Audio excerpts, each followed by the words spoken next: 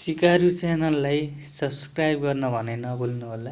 यसबाट तपाईले banking related सूचनाहरू प्राप्त गर्न सक्नुहुनेछ, अलिकति फरक र क्रिएटिभ तरिकाले। अब आज नेपालको संविधान अन्तर्गत रहेर सङ्घ, प्रदेश, स्थानीय तहको अधिकारलाई कसरी एक आकाशबाट जोडेर हेर्ने अथवा कसरी पढ्ने भन्ने कुरा मैले यहाँ चर्चा गर्दैछु। अब यो संविधान अन्तर्गत भएर एउटा कुरा 10 मार्क्सको रूपमा वा 5 मार्क्सको रूपमा लेख्न पनि आउन सक्छ, नआउने होइन। अर्को कुरा जस्तै उदाहरणको लागि नेपाल राष्ट्र बैंकको नीति अनुरूप वित्तीय संस्थाहरूको सञ्चालन यो कसको अधिकार सूची हो भन्यो। अब यसको उत्तर चाहिँ तपाईहरुले पत्ता लगाउनु होला। नेपाल राष्ट्र बैंकको नीति अनुरूप वित्तीय संस्थाहरूको सञ्चालन कसको अधिकार हो? अब यो सबै किसिमका कम्पिटेटिभ एक्जाममा एमसीक्यू को रूपमा आउने क्वेशन पनि हो। यसर्थ यो सबै जान्ने हो भने चाहिँ बल्ल एमसीक्यू को रूपमा 2 मार्क्स प्राप्त गर्न सकिन्छ। अब कसरी हेर्दा सजिलो हुन्छ भन्दा जस्तो अधिकारका सूची भनेको चाहिँ हामीले विकासका पूर्वाधारबाट हेरौँ न। शिक्षा, स्वास्थ्य, यातायात, सञ्चार, खानेपानी, जलविद्युत, सिँचाइ हाम्रा विकासका पूर्वाधार। अब विकासका पूर्वाधारलाई जोडेर हेरौँ कसरी यिनी एक अर्कालाई छुट्याउन सकिँदो रहेछ। सङ्घको अधिकार सूची भनेको अनुसूची 5 मा 35 वटा अधिकार छन्। त्यसमध्ये अब कमन रूपमा लिँदाखेरि शिक्षा भनेको विकासको पहिलो पूर्वाधार। केन्द्रीय विश्वविद्यालय, केन्द्रीय स्तरका प्रज्ञा प्रतिष्ठान, विश्वविद्यालय, मापदण्ड र नियमन, केन्द्रीय पुस्तकालय। यो केन्द्रीय भन्ने शब्दले त तपाईले हो सङ्घको अधिकार भन्नुहोला। अब शिक्षाबाटै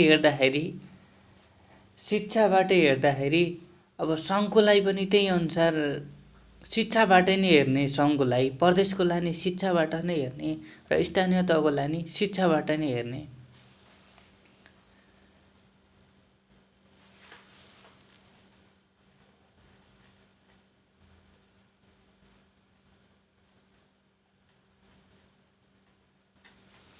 यसरी कम्पेयर गरेर हेर्नुभयो भने चाहिँ सजिलो हुन्छ। अब केन्द्रीय विश्वविद्यालय भयो, प्रदेश विश्वविद्यालय भयो भन्ने चाहिँ प्रदेशको कुरा आउने भयो। सङ्घीय निजामती सेवा, न्याय सेवा र अन्य सरकारी सेवा। अब प्रदेश निजामती सेवा भन्यो भने त यो त सजिलै भयो हैन। अब तपाईलाई याद गर्नलाई चाहिँ यति लेख्नुपर्छ भने शिक्षामा एउटा पोइन्ट बनाएर त्यसभित्र शिक्षा अन्तर्गत चाहिँ राख्नुहोस्। अर्को कुरा स्वास्थ्य। अब यहाँ चाहिँ अलिकति फरक छ, यो अनुमान गर्न सकिन्न।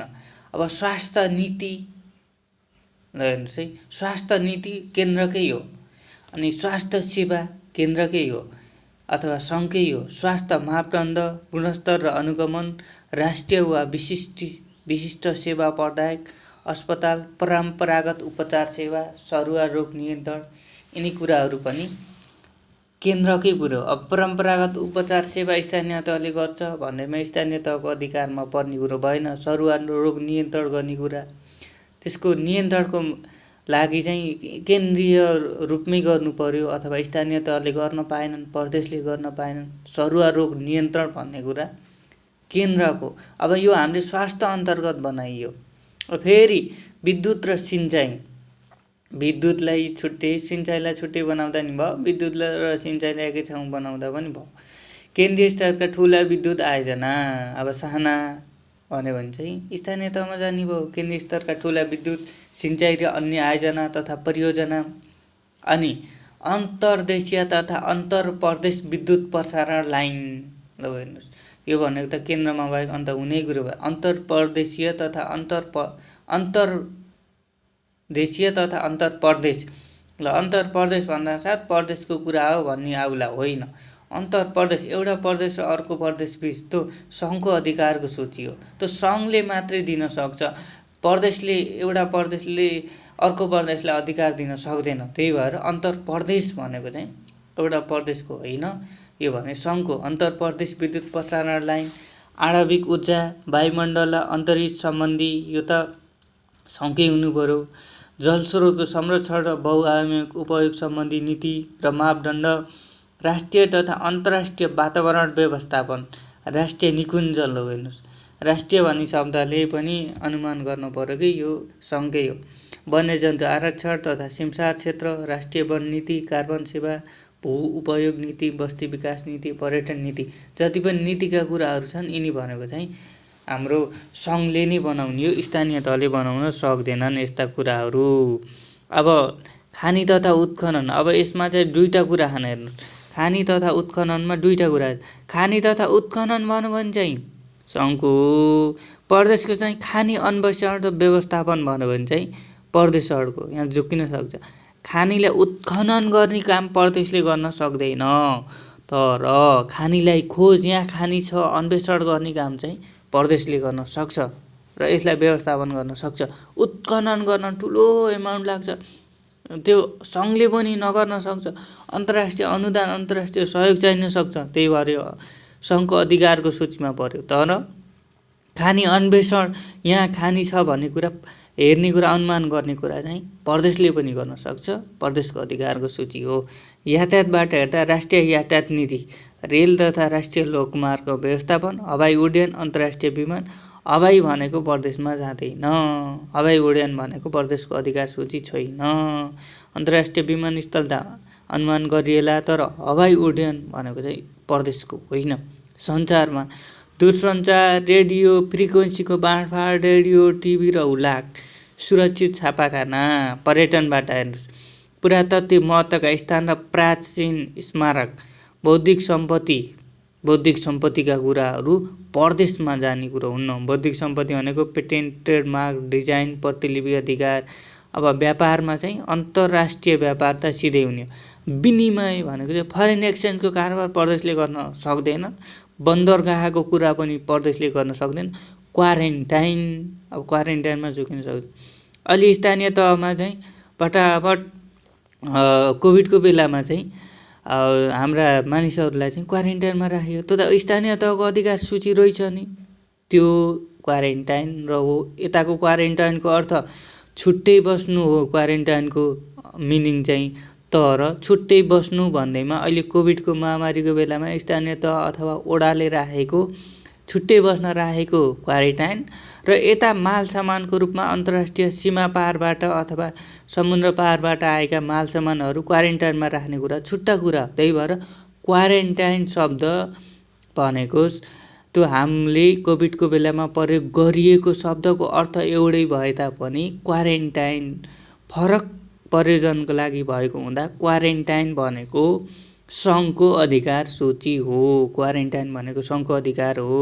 अनि परराष्ट्र तथा कूटनीतिक मामिला, अन्तर्राष्ट्रिय सम्बन्ध र संयुक्त राष्ट्र सम्बन्धी यो भनेको, अनि अन्तर्राष्ट्रिय सन्धि सम्बन्धी यिनी पनि प्रदेशका कुराहरू हुन्। अनि अर्को कुराहरू पनि छन्। अब यिनी भनेको चाहिँ नितान्त फरक हुन्, यिनी भनेको चाहिँ नितान्त फरक कुराहरू हुन्। यिनी भनेको नितान्त रक्षा र सेना सम्बन्धीलाई, युद्ध र प्रतिरक्षा सम्बन्धी कुराहरू। अनि नीतिबाट हेर्दा हेर्नुहोस् है, नीतिबाट हेर्दा आर्थिक नीतिबाट हेर्दाखेरि अब यसरी एउटा बाटो बनाइएको छ। अब नीतिबाट हेर्दाखेरि केन्द्रीय तथ्याङ्क, राष्ट्रिय र अन्तर्राष्ट्रिय मानक र गुणस्तर, अनि केन्द्रीय योजना होइन, केन्द्रीय बैङ्क भनेछ। फेरि प्रदेशमा मैले सुरुमा भने नेपाल राष्ट्र बैङ्कको नीति अनुरूप वित्तीय संस्थाहरू सहकारी सञ्चालन भनेको चाहिँ यो चाहिँ प्रदेशको हो।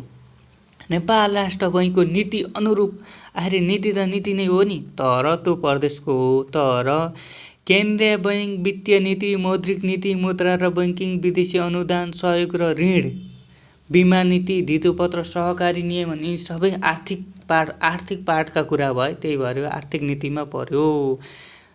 नीतिमा पर्यो भन्दा नि आर्थिकबाट हेर्दाखेरि यसरी सजिलो भयो। तर नेपाल राष्ट्र बैङ्कको नीति अनुरूप वित्तीय संस्था सहकारीको सञ्चालन भन्यो भने चाहिँ त्यो चाहिँ प्रदेशको अधिकार सूची भयो। भन्सार, अन्तर्शुल्क, महसुल, मूल्य अभिवृद्धि कर, संस्थागत आयकर, व्यक्तिगत आयकर, पारिश्रमिक कर, राजधानी शुल्क, भिसा शुल्क, पर्यटन दस्तुर हेर्नु, पर्यटनलाई उठाउने दस्तुर कति उठाउने भने उठाउन चाहिँ स्थानीय तहले नि सक्छ, तर पर्यटनलाई उठाउने दस्तुर सम्बन्धी चाहिँ केन्द्रले निर्णय गर्ने हो। सेवा शुल्क, दस्तुर, दण्ड, जरिवाना।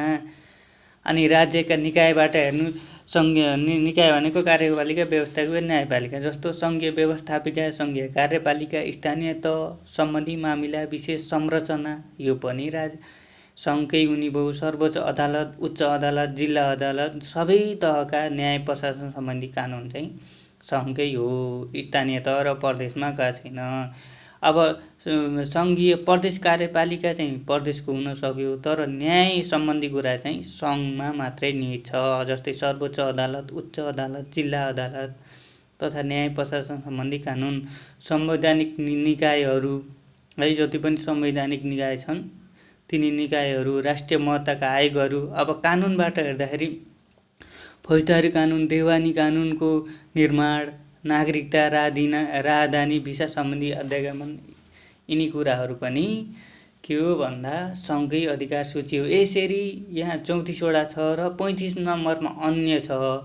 हेर्नु, मैले जसरी रक्षा र सेना सम्बन्धी, युद्ध र प्रतिरक्षामा जसरी मैले एउटा शीर्षक दिएँ, अनि आर्थिक नीतिबाट हेर्दाखेरि यो बुझ्नलाई सजिलो होस्, ठ्याक्क सम्झिन सकियोस् भनेर मैले ठ्याक्क एउटा पार्टलाई छुट्याएको।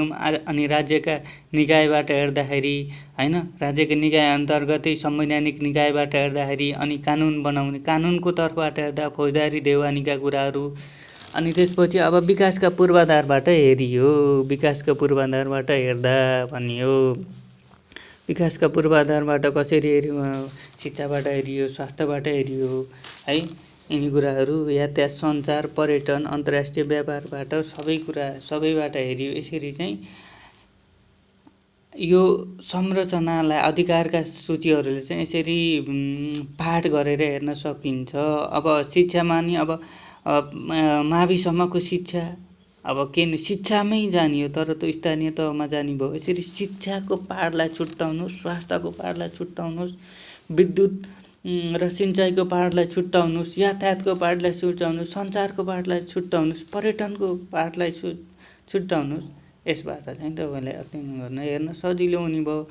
अब स्वास्थ्य सम्बन्धी नीति भनेर कृषि विकास ब्याङ्कमा सोधेको क्वेसन कुनमा पर्छ अब भन्दा सङ्घमा भनेर राइट लाउनु पर्यो, अथवा टिक लाउनु पर्यो, गोलो लाउनु पर्यो।